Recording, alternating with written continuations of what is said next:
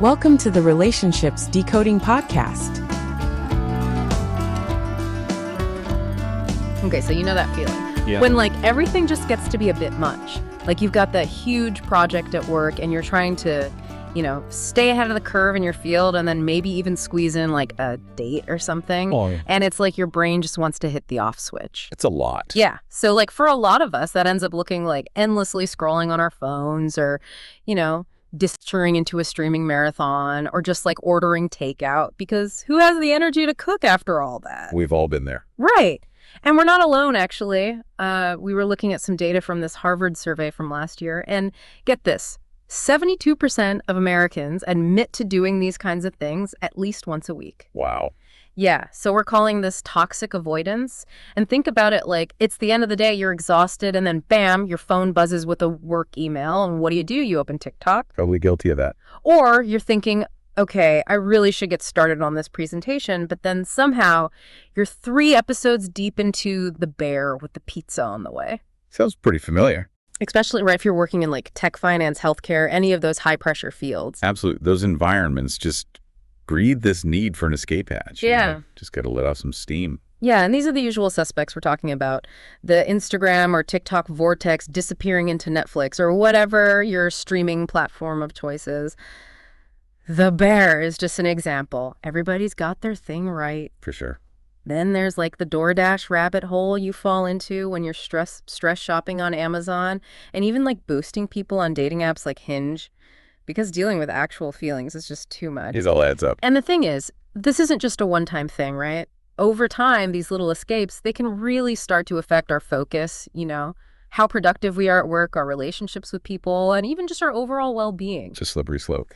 And that's exactly what we want to dive into today with you. It's not about judging ourselves for these habits because we all do them, but really understanding why these things that seem harmless can actually end up hurting us, Right, especially when we're all striving for success in our careers and personal lives. Exactly. So today we're going to break down the neuroscience behind why we do these things. And more importantly, we're going to give you some actual strategies you can start using right now to change things up. Think of this as a cheat sheet to get this whole thing figured out and start making some positive changes. Yeah, because here's the interesting part. Those things we do to feel better in the moment, they can actually make the stress and anxiety worse in the long run. It's like a vicious cycle. It is. Okay, so let's dig into why we're so drawn to these escape routes in the first place, especially after a crazy day and a demanding job. Well, let's take the endless scroll, for example. Something I'm sure a lot of our listeners in tech, finance, healthcare are all too familiar with. The struggle is real. Platforms like TikTok and Instagram, they're basically designed to hook you with constant new stuff. Mm. Every new post video, whatever it is, triggers a little burst of dopamine in your brain. Dopamine, the feel-good chemical, right? Exactly, and it's associated with pleasure and reward. Mm. So you keep scrolling for that next hit. It's kind of like a slot machine. You never know what you're going to get, but you keep pulling the lever. Like digital candy, a quick fix that leaves you wanting more. That's a great way to put it. Mm. And while we're chasing those dopamine hits, our prefrontal cortex, which is the part of our brain in charge of planning, making decisions, controlling ourselves, it kind of zones out. It checks out for a while. Pretty much. Yeah. So the part of your brain that's supposed to help you manage your workload or have a tough conversation, it's on a break while your reward system's going haywire.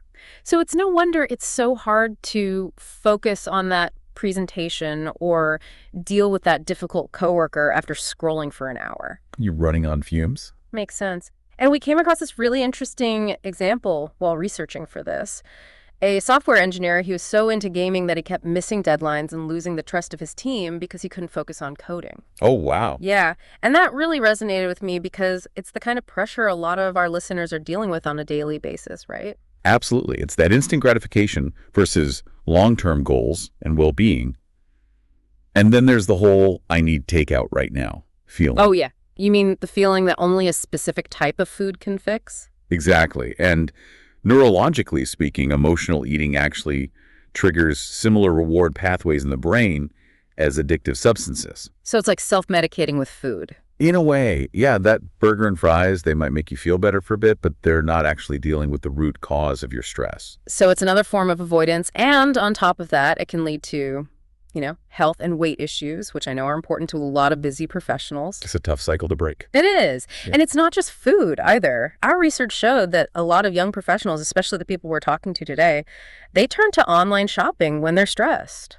Retail therapy. Exactly. Racking up purchases and sometimes even debt to cope with work anxiety. It's like they're trying to buy happiness or at least a feeling of control. It's understandable, but ultimately not a sustainable solution. For sure. And this whole avoidance thing, it even shows up in our personal lives, especially when it comes to dating. Oh, absolutely. Like endlessly swiping on apps like Hinge without actually connecting with anyone or ghosting as soon as things start to get real. It's like we're trying to avoid any potential discomfort or vulnerability before it even happens. And studies have shown that there's a real physical cost to this kind of avoidance in relationships. Really? Yeah, people who constantly avoid deep connections, they tend to have higher levels of stress hormones, even when they're not in a stressful situation. So even though it feels like you're protecting yourself in the moment, it's actually causing more stress in the long run.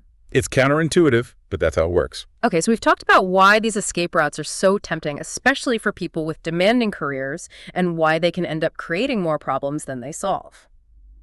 So now let's move on to the really important part. How do we actually break free from these patterns? That's the million-dollar question. Our research pointed to this really practical 3-step process, and the first step is what they call building your apocalypse toolkit. I like that, being prepared for when the urge to escape hits. Me too. It's Yeah. like having a plan in place before you even need it. Exactly. Yeah. And for those of you who are constantly scrolling, a great tool is an app called Freedom. It lets you block distracting apps like TikTok and Instagram during certain times. So you're basically taking away the temptation. Right. And they recommend doing this during your peak focus hours, like 9 a.m. to noon, when you really need to be productive. It's like putting up a do not disturb sign for your brain. That's a good way to think about it. And another helpful tip is to create what they call a panic button note. Basically, it's a reminder of what you're avoiding and a healthier alternative. So let's say you feel the urge to scroll. You can look at this note and it might say something like, I'm feeling overwhelmed right now, but instead of scrolling, I'm going to focus on work for 5 minutes, or I'm going to do some quick journaling. So you're giving yourself a different option, a more positive way to deal with the urge. Exactly. And for those of you who struggle with procrastination, the 2-minute takeoff rule can be a game changer. Oh, yeah, I loved this one. The idea is to just commit to working on whatever you're putting off for just 2 minutes. That's it. Just 2 minutes to start. And the psychology behind it is really cool because the hardest part is often just getting started. Once you've taken that first step, it's much easier to keep going. It's like breaking through that initial resistance. Exactly. And the second step in this detox is all about redesigning your environment to make it easier to avoid those triggers and make better choices. It's like setting up your space to work for you instead of against you. Yeah. And one of the biggest distractions for all of us, especially busy professionals, is our phones. They're designed to keep us hooked. So one suggestion is to use a timed kitchen safe to lock your phone away during specific times. It's brilliant. It's like you're giving yourself a time out from temptation. And the idea is to make it harder to do the things you want to avoid than it is to do the things that are good for you. So like unplugging the TV after you're done watching, so you have to make an effort to plug it back in if you want to binge again. It's all about creating those little obstacles that make you think twice. And we found this amazing story about a marketing manager who started storing his gaming console at a friend's house to avoid temptation. And guess what? Within 6 months, he got a huge promotion. That's awesome. Right. It's like a real life example of how getting rid of those easy escapes can free up so much time and energy for more important things. And the third and final step in this whole process is about cultivating what our research called Swiss cheese courage.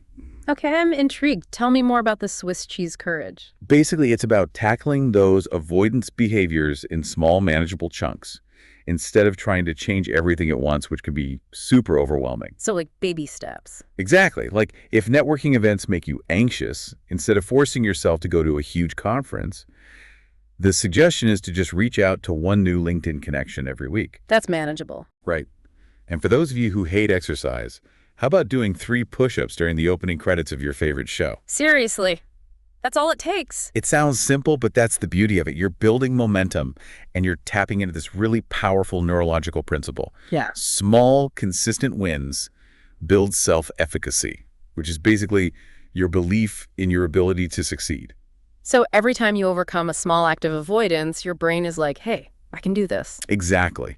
And it makes it easier to face bigger challenges later on. It's like training a muscle. The more you use it, the stronger it gets. I love that analogy. And speaking of overcoming challenges by taking action instead of avoiding them, our research highlighted a really inspiring example, Dwayne "The Rock" Johnson. He's like the poster child for this. He had a lot of setbacks early on in his career, including getting cut from the Canadian Football League. He could have easily given up and said, "This isn't for me." But instead, he made this rule for himself to have no escape hours every day. Dedicated time for focused work with no distractions. No phone, no nothing, just him and his goals. And it's amazing to see how far he's come. It's like a reminder that when we stop running away from the hard stuff, that's when we can really achieve great things. It's when we truly grow. So for everyone listening, especially those of you juggling demanding careers, it's time for your own anti-avoidance challenge. Here's how it works. This week, take some time to figure out what your biggest toxic avoidance behavior is. Maybe it's gaming after work or online shopping when deadlines are approaching. Whatever it is, own it. And then commit to trying just one of the strategies we talked about today. Maybe it's installing an app blocker during work hours, or using the 2-minute rule for a task you've been putting off, or even incorporating those mini bursts of activity into your downtime. Just one small change to start. And at the end of the week, take a few minutes to reflect on how it went. What did you notice? What was hard? What surprised you? This isn't about judging yourself. It's about understanding your own patterns. And here's a final thought for you to take with you this week. Every choice you make to actively engage with your work and your life, no matter how small it seems, it's an investment in your future self. It's a way to build trust in yourself. It's like saying, "I've got this," and then proving it to yourself by taking action even when it's uncomfortable. So what's one tiny step you can take right now, even in the next hour, to start building that trust? Think about it. And take that step. You got this. We believe in you. Thanks for listening. Don't forget to subscribe, and see you next time.